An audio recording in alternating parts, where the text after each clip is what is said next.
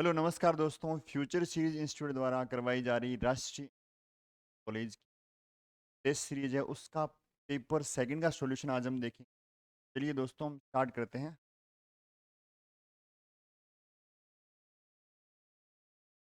इस पेपर का जो फर्स्ट क्वेश्चन है वो है कि find the largest four digit number which is exactly divisible by 6। चार अंकों की वह बड़ी से बड़ी संख्या याद कीजिए जो 64 से पूरी तरह विभाजित हो। तो 64 से पूरी तरह विभाजित होती है, तो सेकेंडरी चीज है। पहले है कि चार अंकों की बड़ी से बड़ी संख्या कौन सी होती है। चार अंकों की सबसे बड़ी संख्या होती है 99। ये 64 से पूरी तरह डिविजिबल है, तो डिवाइड कीजिए, रिमाइंडर वगैरह कितना बचता है। रहेगा 5। क्या आ गया आपका? एक 9 यहाँ पे और उतार दीजिए। 60 होता है 360। ये 360 कम है तो प्रॉब्ली ये 5 टाइम्स जाएगा। 5 से मल्टीप्लाई करोगे आप, आ जाएगा 20। क्या आ जाएगा आपका? 32। ये रह गया आपका 9। क्या आ गया आपका? एक 9 को और यहाँ पे,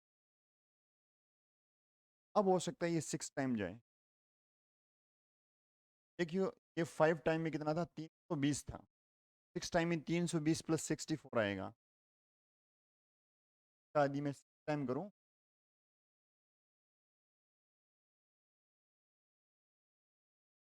6 हो गए 2, क्या हो जाएगा? रिमाइंडर आपका रह गया यहाँ से देखिए 5 1, यानी 15 रह गया रिमाइंडर आपका। 15 इसमें शेषफल रह गया। इसका मतलब ये हुआ कि 4 टाइम्स 9 इससे एग्जैक्टली डिविजिबल नहीं है। इसमें 15 शेष रह जाता है, रिमाइंडर रह जाता है। यदि ये नंबर 15 कम हुआ होता, ये एग्जैक्टली क्या हो जाता? डिवाइड हो जाता। इट मीन्स जो आपका रिक्वायर्ड नंबर है वो क्या होगा? 999 क्या आ जाएगा? 9984। तो 9984 वो नंबर है जो 64 से क्या होता है? एग्जैक्टली डिविजिबल होता है। 64 से क्या होता है? एग्जैक्टली डिविजिबल होता है। नेक्स्ट क्वेश्चन देखिए। नेक्स्ट क्वेश्चन आपको दे रखे कि find the additive inverse of this. आपको योज्य प्रतिलोम याद करना है। एडिटिव इनवर्स, पहले तो हम देखते हैं कि ये नंबर क्या है, इसको सिंप्लीफाई कर लेते हैं। क्या हो गया आपका? 1/8 प्लस 5/2 माइनस 5/16। इन सब का एलसीएम देखिएगा कितना आता है। इनका एलसीएम देखिएगा 8 और 16 में तो सोचने की आवश्यकता नहीं है। 12 और 16 का आ जाएगा 48। इन सब का आ जाएगा, क्या आ जाएगा आपका? 6 12 4 टाइम्स गया, प्लस ये आ जाएगा 20। 4 इंटू 5 कितना हो जाएगा? 48 डिवाइड बाई 12 कितना आ जाएगा? 4। 4 इंटू 5 कितना हो जाएगा? 20 माइनस 48 डिवाइड बाई 16 होता है 3। 3 इंटू 5 माइनस 15। 15 देखिए, 20 में से 15 या 5, 5 प्लस 6 11 डिवाइडेड बाई, यानी ये जो नंबर था ये था 11 डिवाइडेड बाई 48। और आपको इसका फाइंड आउट करना है एडिटिव। अब ये ध्यान रखिएगा कि आप एडिटिव इनवर्स ऑफ ए, एक नंबर मान लेते हैं, उसका एडिटिव इनवर्स होता है माइनस से। क्या होता है? माइनस से होता है। इसका मतलब additive inverse of this, additive additive inverse of इसका इसका ऑफ 1/8 प्लस 5/2 प्लस 2।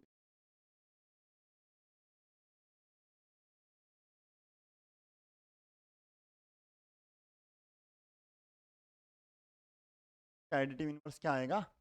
का नेगेटिव इज इक्वल्स टू -11/, क्योंकि ये नंबर क्या 11/48 के इक्वल है, तो इसका एडिटिव इनवर्स ऑफ दिस का इक्वल्स टू -11।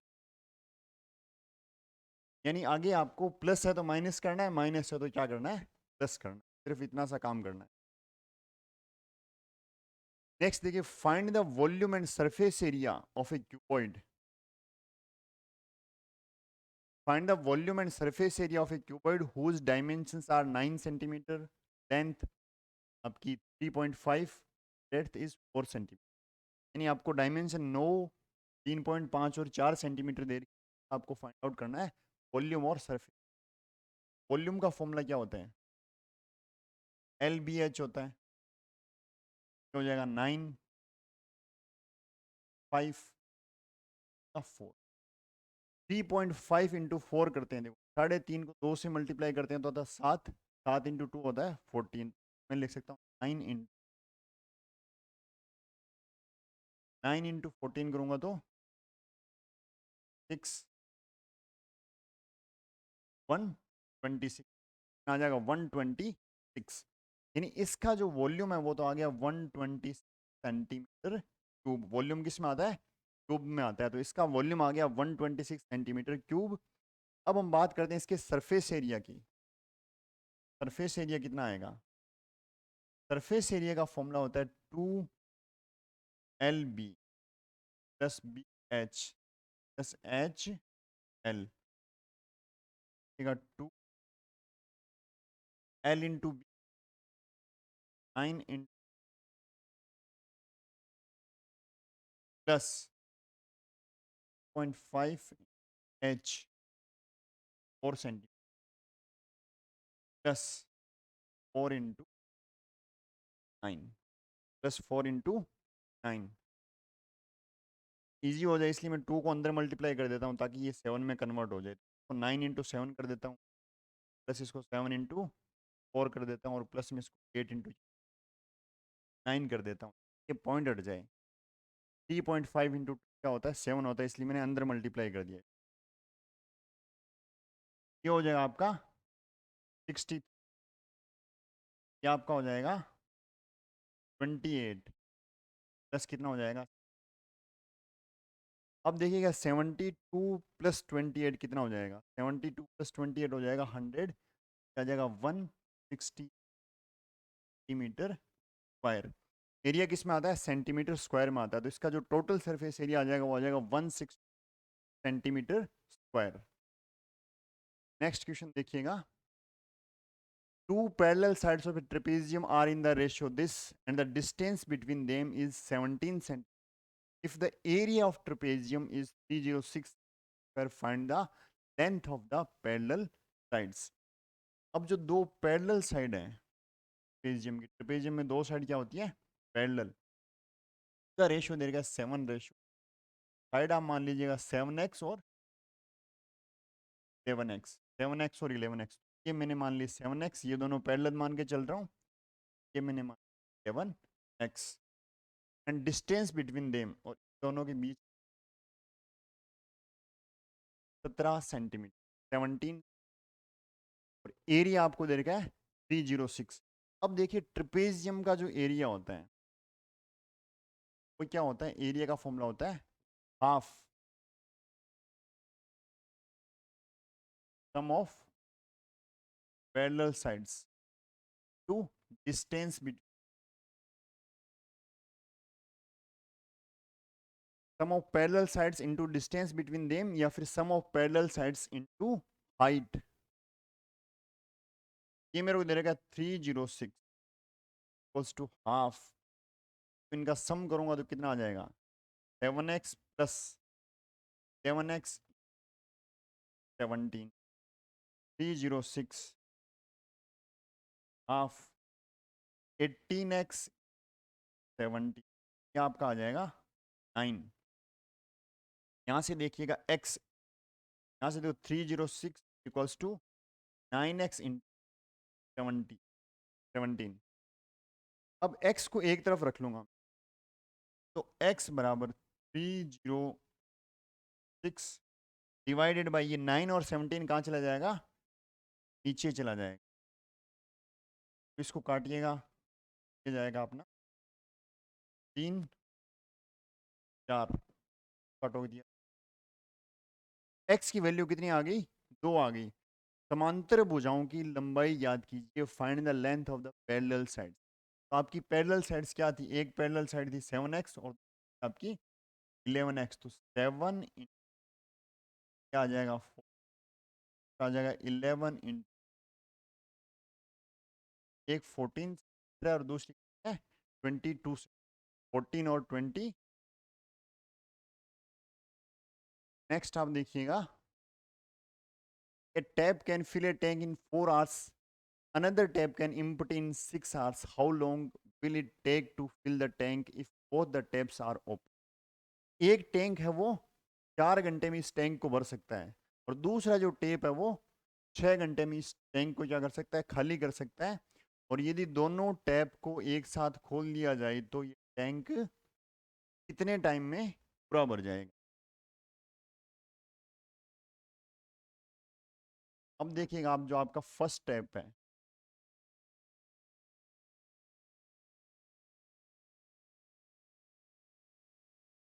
ये कितने घंटे में भर सकता है, 4 घंटे में। और जो आपका सेकंड टैप है वो भर 10 6 hours। अब लिखिएगा, ये तो 4 घंटे में इसको फिल कर सकता है, तो 1 घंटे में ये कितना काम करेगा। First step and fill in 1 hour equals to 1/4। 1/4 part है वो का फिल कर सकता है। और जो आपका सेकंड टेप है, कैन इम्पुटी इन 1 hour कितना, 1/6 पार्ट। यानी जो पहला टेप है वो 1/4 यानी 1/4 पार्ट टैंक का 1 घंटे में खाली कर सकता है, और दूसरा जो टेप है 1/6 पार्ट टैंक का 1 घंटे, सॉरी पहला तो भर सकता है, दूसरा 1/6 क्या कर सकता है, खाली कर सकता है। अब दोनों को एक साथ खोल दिया। अब देखिएगा, ये 1/4 ये 1/6, बड़ा नंबर कौन सा है, बड़ा नंबर है 1/4। तो ऑब्वियस सी बात है, यदि दोनों साथ में चलेंगे तो ओवरऑल ये टैंक क्या होगा, भरा जाएगा, फिल होगा। Both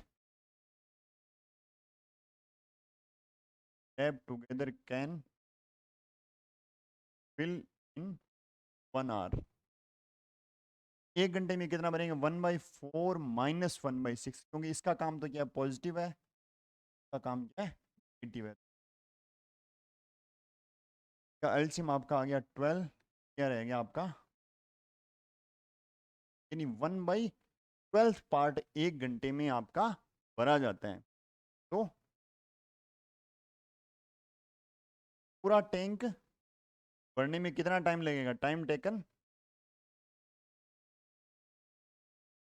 fill the tank full, कितना लगेगा, 12 आवर्स। कितना लगेगा, क्योंकि 1 घंटे में 1/12, तो टाइम लगेगा 12 घंटे।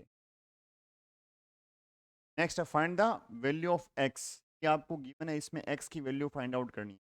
तो ये देखने से पहले अपन क्या देख लेते हैं, अपन ये देख लेते हैं कि a/b इसकी पावर में यदि आपको मान लीजिएगा x गिवन, तो यदि आप इसको b/a लिखते हैं, तो आप माइनस लगा सकते हैं, यानी a/b की पावर x, तो b/a की पावर क्या हो जाएगी, -x।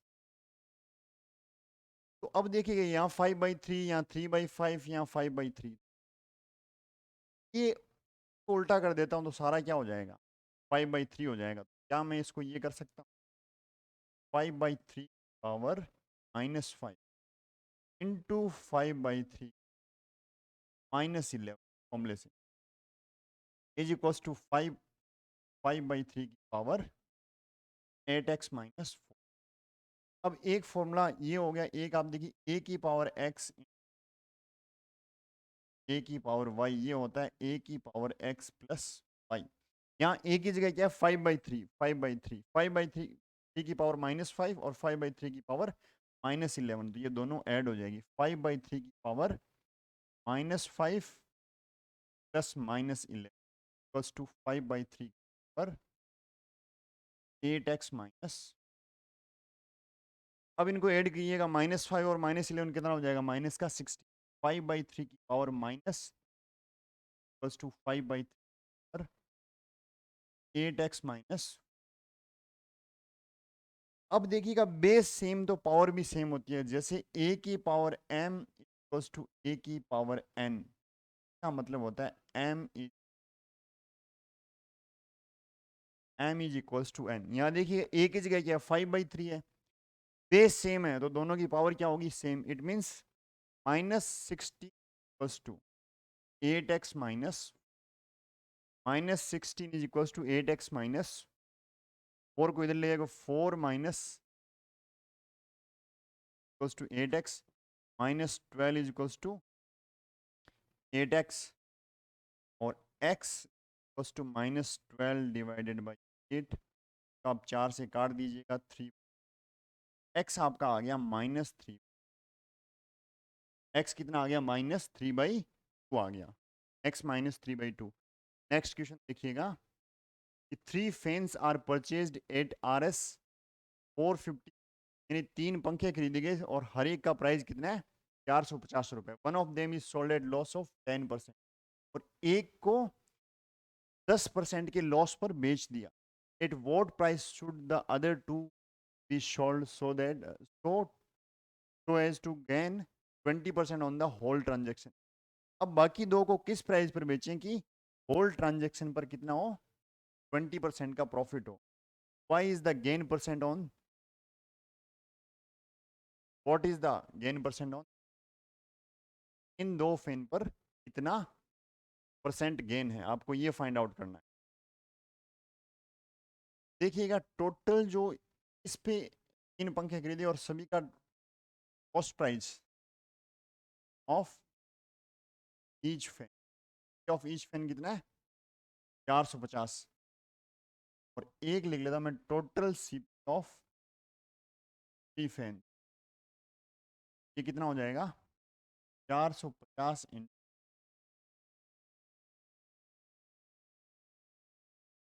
हो जाएगा 1350।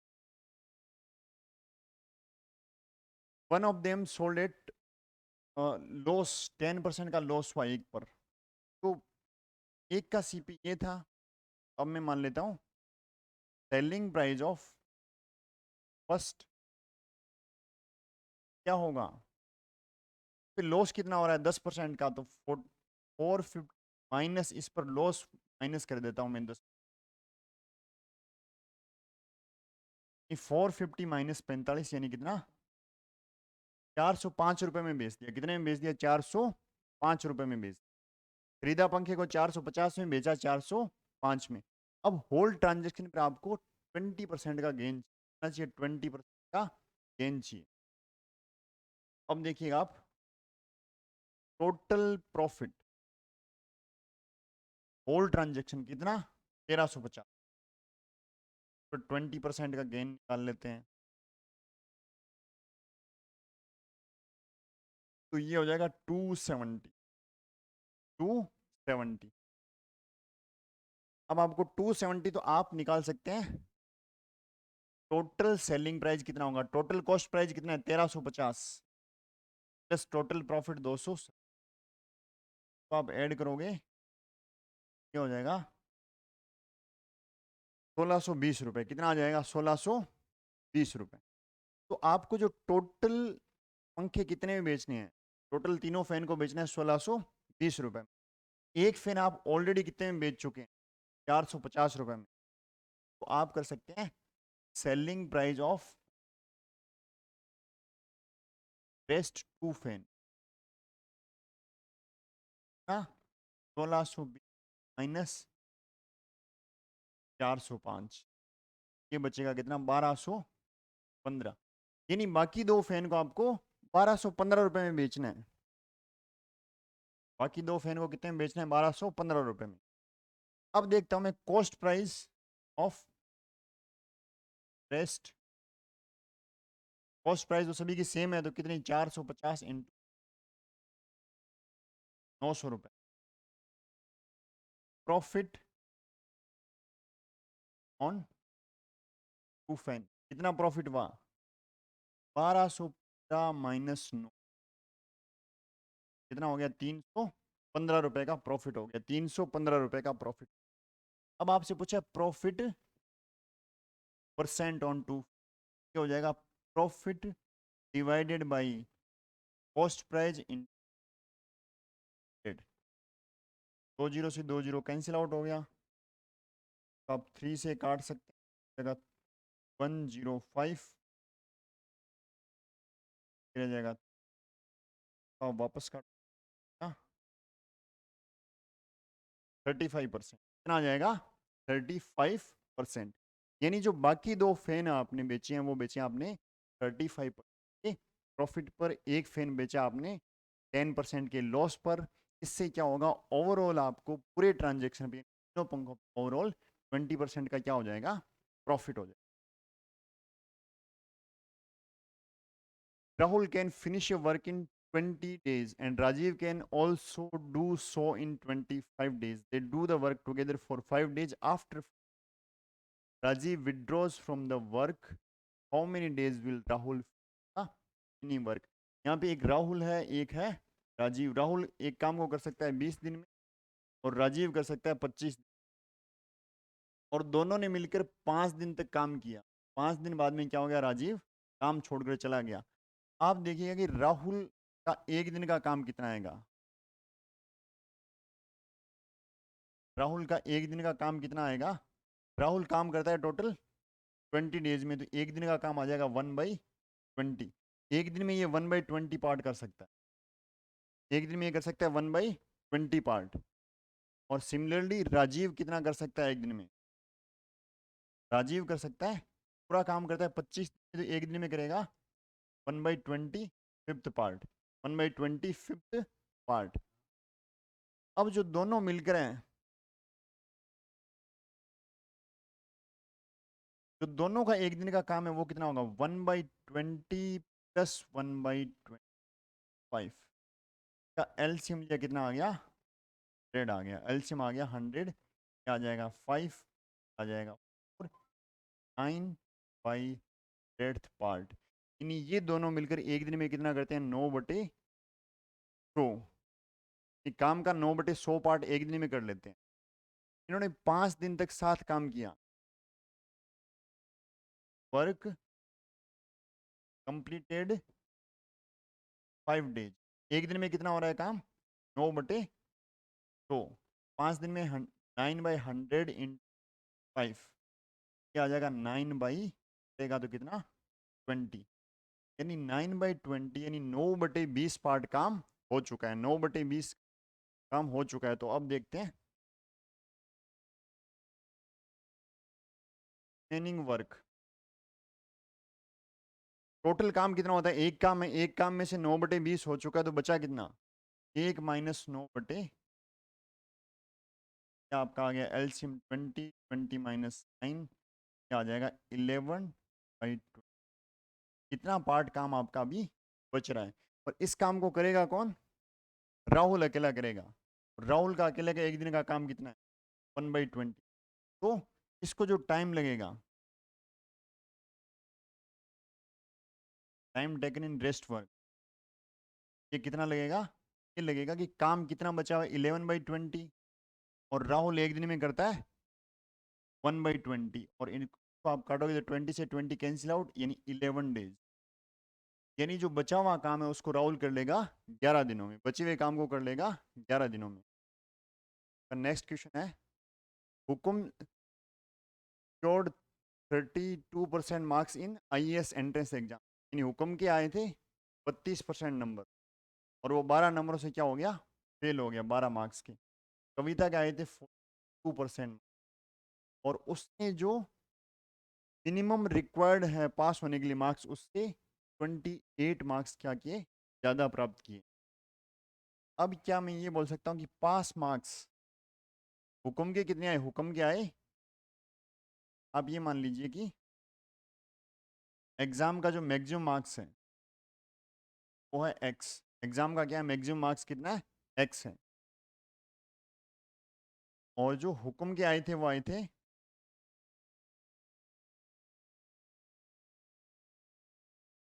एक्स इन 32%, x के 32 x डिवाइड बाई 100। कविता के आए थे वो कितने आए थे, वो आए थे x इन 42 डिवाइड बाई। अब मैं बात करता हूँ पास मार्क्स की। पास मार्क्स कितने, हुक्म के यदि 12 नंबर और आ जाते हैं, यदि इसके 12 नंबर और आ जाते हैं तो ये क्या हो जाता है, पास हो जाते हैं। यानी पास मार्क्स कितने हो गए, x to 30 divide by 100 plus 12। या फिर मैं ये भी बोल सकता हूँ, यदि कविता के 28 नंबर कम भी आते तो भी जस्ट पास हो जाती है। यानी पास मार्क्स ये भी हो सकते हैं, x in 42 divide by 100 minus. इस इक्वेशन को हम सोल्व कर लेते हैं तो ये हो जाएगा 12 प्लस, उसको इधर ले आएंगे तो प्लस का हो जाएगा 28 इज इक्वल्स टू, ये इधर रहेगा x इंटू 42/100 और ये इधर जाके हो जाएगा माइनस का, माइनस x इंटू 32। इसको मैं सोल्व करूंगा तो ये हो जाएगा आपका 40। यहाँ पर x डिवाइड बाई 100 को मैं ले लेता हूँ कॉमन, ये हो जाएगा 40, आ जाएगा आपका 10। तो मैं सोल्व करूंगा 40 plus 2 x divided in 10, 0 out हो गया, x हो जाएगा 10 इन x बराबर 400। इस एग्जाम के जो मैक्सिमम मार्क्स है वो कितने हैं, 400। कितने हैं, 400। नेक्स्ट क्वेश्चन देखिएगा, if the simple interest charge for 9 month be 0.09 times the money borrowed, find the rate of interest per annum. ये बोल रहा है कि 9 महीने पर जो सिंपल इंटरेस्ट लग रहा है वो जो मनी आपने बोरो किया उसका 0.09 टाइम्स है। अब आप मान लीजिएगा जो मनी आपने यानी प्रिंसिपल जो आपका है वो आपका x, सिंपल इंटरेस्ट कितना हो जाएगा x 0.09, 0.09 x हो जाएगा। और टाइम आपका है, टाइम है 9 मंथ या फिर 9/12 ईयर्स, या 9/12 ईयर्स। और एस आई का फॉर्मूला था एस आई बराबर पी आर इन अपॉन डेड। यहाँ आर की आपको न्यूमेरिकल वैल्यू लिखनी है, परसेंट नहीं लगाना। एस आई आपका है 0.09x, तो ये लिखिएगा 0.09x है आपका x इंटू आर। आर आपको फाइंड आउट करनी है। टाइम है आपका 9/12 अपॉन 100। अब देखिएगा इसको आप सोल्व कर लीजिएगा, 100 को इधर मल्टीप्लाई कर दीजिए, ये हो जाएगा 100 जब इससे मल्टीप्लाई होगा तो ये 9 बन जाएगी, ये हो जाएगा 9x बराबर x इन आर इन 9/12। ये x कैंसिल आउट हो जाएगा, 9 बराबर r इंटू 9/12। 9 से 9 भी कैंसिल आउट तो 1 बराबर r/12। r आपका आ जाएगा 12। ये कितना आ गया 12%, कितना आ गया 12%। तो आपकी जो रेट ऑफ इंटरेस्ट कितनी आ गई 12% per annum, 12% per annum. Next question देखिए, इसको आपको करना है सिंप्लीफाई। सिंप्लीफाई करने में सबसे पहले आपको जो अंदर वाली ब्रैकेट है वो पहले सोल्व करने हैं। तो मैं इसको लिखता हूँ, ए का फॉर्मूला देख लीजिएगा, ए की पावर माइनस एक्स, तो अपन लिख सकते हैं ए 1/a की पावर एक्स लिख सकते हैं। या फिर मैं बोलूँ a/b की पावर माइनस एक्स को मैं लिख सकता हूँ a की पावर एक्स। a/b की पावर माइनस एक्स को लिखता हूँ b/a की पावर एक्स। ये देखिए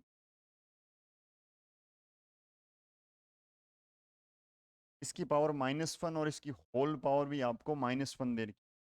इस फॉर्मूले से a की पावर माइनस एक्स बराबर होता है ए 1/a की पावर x। तो यहाँ a की जगह 6 है और x की जगह क्या है 1 है। ये हो जाएगा 1/6 की पावर 1 प्लस, यहाँ पे ये वाला लगाऊंगा तो ये हो जाएगा 2/3 की power 1 whole power -1 is equals to 1/6, ये रह जाएगा 1/6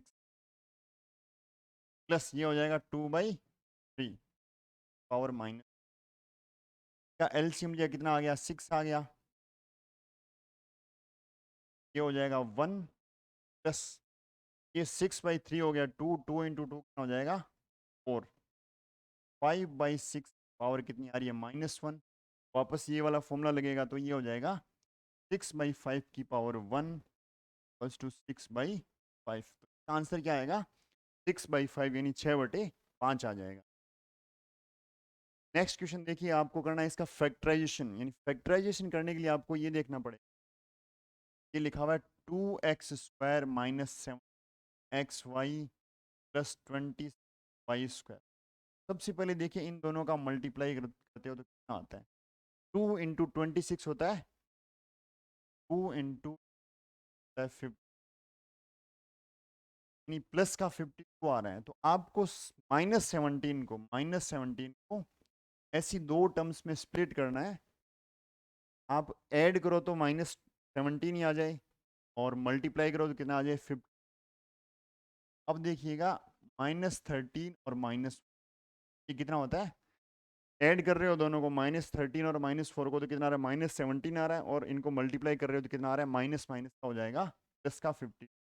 आप लिखिएगा 2x² minus 4xy minus 13xy plus 20y²। अब दो दो टर्म्स में आप कॉमन लीजिएगा, यहाँ से कॉमन लीजिएगा, अब 2x कॉमन तो यहाँ बचेगा x माइनस 2y बचेगा, यहाँ पर आप कॉमन लीजिएगा -y कॉमन, यहाँ बचेगा x माइनस y। अब इस पूरे में से x माइनस 2y कॉमन लें, x माइनस y, फिर बचेगा 2x माइनस, इसके क्या हो गए फैक्टराइजेशन हो गए, इसके फैक्टराइजेशन क्या हो गए x minus 2y multiply 2x minus 13y multiply 2x minus 13। Thank you very much. हम आगे के क्वेश्चन नेक्स्ट पार्ट में लेंगे।